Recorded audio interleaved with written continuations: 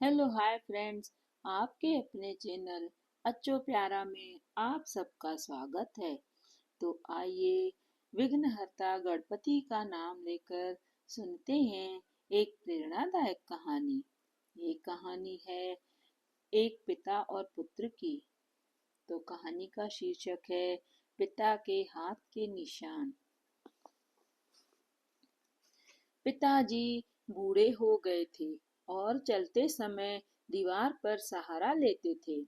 नतीजतन दीवारें जहां भी छू जाती थी वहां का रंग उड़ जाता था और दीवारों पर उनकी उंगलियों के निशान पड़ जाते थे। मेरी पत्नी यह देखती और अक्सर गंदी दिखने वाली दीवारों के बारे में शिकायत करती। एक दिन पिताजी को सिर दर्द हो रहा था, इसलिए उन्होंने अपने सिर पर थोड़ा तेल मालिश किया था। इसलिए चलते समय दीवारों पर तेल के दाग लग गए। मेरी पत्नी यह देखकर मुझे चिल्लाई और मैं भी अपने पिता पर चिल्लाया और उनसे बदतमीजी से बात की। उन्हें सलाह दी कि वे चलते समय दीवारों को न छुएं। वे दुखी लग रहे थे और मुझे अपने व्यवहार पर शर्म आ रही थी, लेकिन मैंने उन्हें कुछ नहीं कहा। पिताजी ने भी चलते समय दीवार को पकड़ना बंद कर दिया और एक दिन अचानक गिर पड़े, बिस्तर पर पड़ गए और कुछ ही समय में हमें छोड़कर चले गए। मुझे अपने दिल में अपराध बोध महसूस हुआ और मैं उनके भावों को कभी भूल नहीं पाया और लंबे अरसे बाद भी उनके निधन के लिए खुद को माफ नहीं कर पाया। कुछ समय बाद हम घर की पेंटिंग करवाना चाहते थे।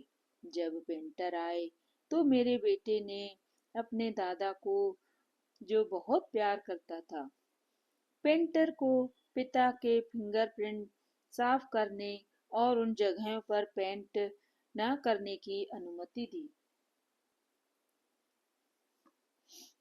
पेंटर बहुत अच्छे थे।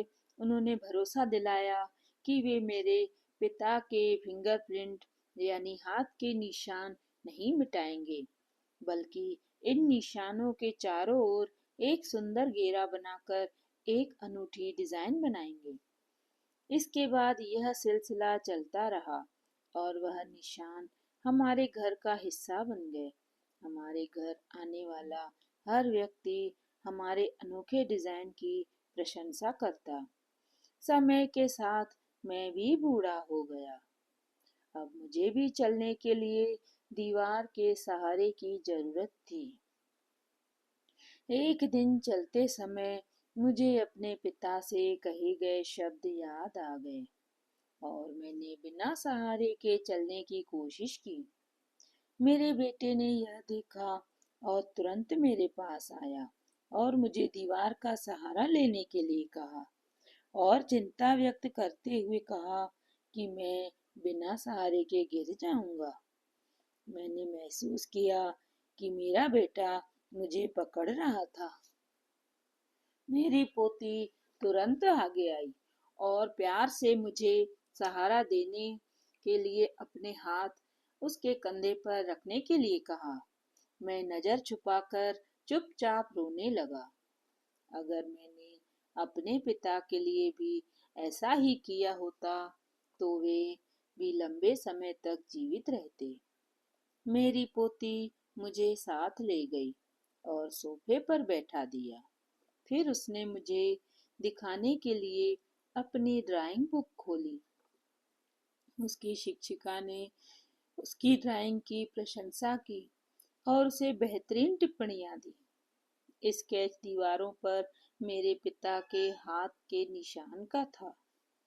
स्केच के नीचे शीर्षक लिखा था, काश हर बच्चा बड़ों से इसी तरह प्यार करता। मैं अपने कमरे में वापस आ गया और अपने पिता से माफी मांगते हुए फूट फूट कर रोने लगा, जो अब इस दुनिया में नहीं थे। हम भी समय के साथ बूढ़े हो जाते हैं और हो ही जाएंगे। तो इसलिए अपने बड़ों का ख्याल रखें और अपने बच्चों को भी यही सिखाएं। जय श्री कृष्णा। तो फिर मिलती हूँ अगली प्रेरणादायक कहानी में।